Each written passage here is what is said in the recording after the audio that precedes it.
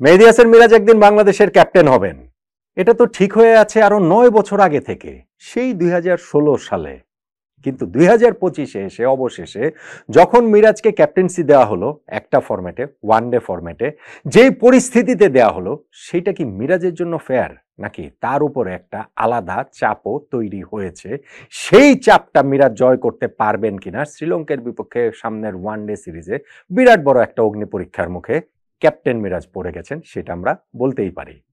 দেখুন, 9 বছর আগে থেকে কিভাবে ঠিক হয়ে আছে বলছি। 2016 সালে যেই অনূর্ধ্ব-19 বিশ্বকাপটা হয়েছিল, বাংলাদেশেই হয়েছিল, সেইখানটাতে বাংলাদেশ টিমের ক্যাপ্টেন ছিলেন মেহেদী হাসান মিরাজ, এবং সেই টুর্নামেন্টে বাংলাদেশ চ্যাম্পিয়ন হওয়ার লক্ষ্যই তো ছিল, এবং মনে হচ্ছিল যে আমাদের টিমটা যেরকম ছিল সেটা হতে পারে। ফাইনালি আমরা সেটা পারিনি, আমরা তৃতীয় হয়েছিলাম, কিন্তু টুর্নামেন্টের সেরা খেলোয়াড়ের পুরস্কার কিন্তু মিরাজই জিতেছিলেন। সো বাংলাদেশের আন্ডার-19 টিমের ক্যাপ্টেন, সেরা খেলোয়াড়ের পুরস্কার জিতছেন, ট্রু একজন অলরাউন্ডার। ওই বছরই 2016 সালেই তার ন্যাশনাল টিমে ডেবু হয়ে গেল। সো ভবিষ্যতে মিরাজ একদিন ক্যাপ্টেন হবে, এটা তো আসলে জানা কথাই। ইনফ্যাক্ট ওই টিমটাতে কিন্তু নাজমুল হোসেন শান্ত ছিলেন। সেই শান্ত পরবর্তীতে এই লিডারশিপের ব্যাপারটাতে মিরাজের চেয়ে এগিয়ে গিয়েছেন। ওইখানটাতে আমার ধারণা কিছু বিষয় কাজ করেছে, যেমন ধরেন মিরাজ যেহেতু 2016তেই ন্যাশনাল টিমে ঢুকে গেছেন, এবং ঢুকেই তিনি মানে পার্মানেন্ট মেম্বার হয়ে গেলেন আস্তে আস্তে সবগুলো ফরম্যাটেই, স্পেশালি ওয়ানডে এবং টেস্টের ক্ষেত্রে।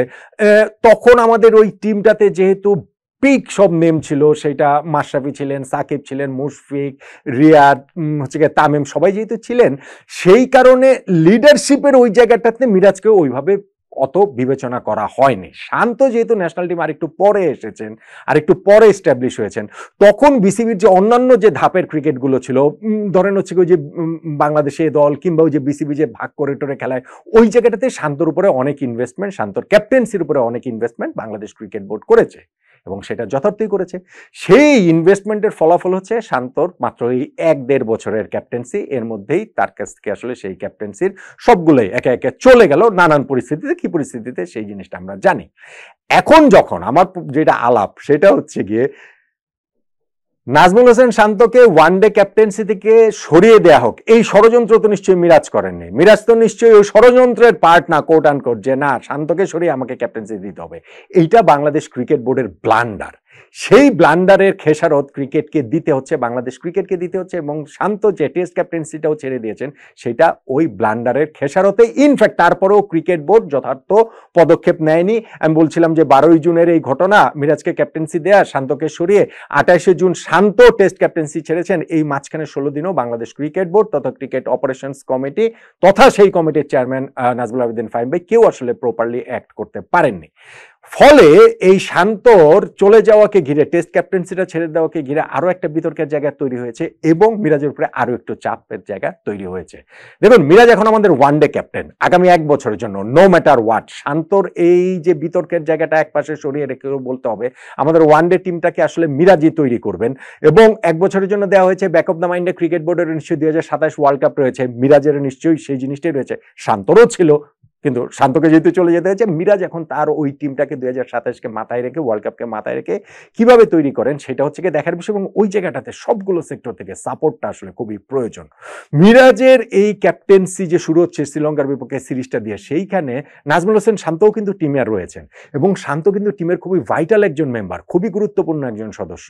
আমাদের এই ওয়ানডে টিমটার কম্পোজিশন যদি আপনি চিন্তা করেন, এবং আমার মনে হয় না এই জায়গাটায় মিরাজ এবং শান্তর মধ্যে এমন কোনো কিছু হবে যেটা ড্রেসিং রুমের প্রভাব ফেলবে, বরং এই বাংলাদেশ ক্রিকেট বোর্ড পুরো পরিস্থিতিটা যে একটা এলোমেলো করে ফেললেন, সেই জায়গাটাতে বরং এক ধরনের একটা বাড়তি চাপ, অকারণ চাপ মিরাজের উপরে থাকবে। আমাদের ওয়ানডের অবস্থাও কিন্তু ভালো না। আমরা শ্রীলঙ্কার বিপক্ষে গত বছর যে সিরিজটা খেলেছি ঘরের মাটিতে, সেই সিরিজটা আমরা জিতেছি। তারপরে দেখুন আমরা আফগানিস্তানের কাছে সিরিজ হেরেছি, তারপরে দেখুন আমরা ওয়েস্ট ইন্ডিজে গিয়ে 3-0-তে সিরিজ হেরেছি, তারপরে দেখুন চ্যাম্পিয়ন্স ট্রফিতে আমরা 2টা ম্যাচে খেলেছি, পাকিস্তানের সঙ্গে ম্যাচটা তো বৃষ্টির কারণে না, ভারত এবং নিউজিল্যান্ড সেই 2টা ম্যাচ হেরেছি। ফলে আমাদের ওয়ানডে টিমের পারফরমেন্সটাও আসলে আপ টু দ্য মার্ক না।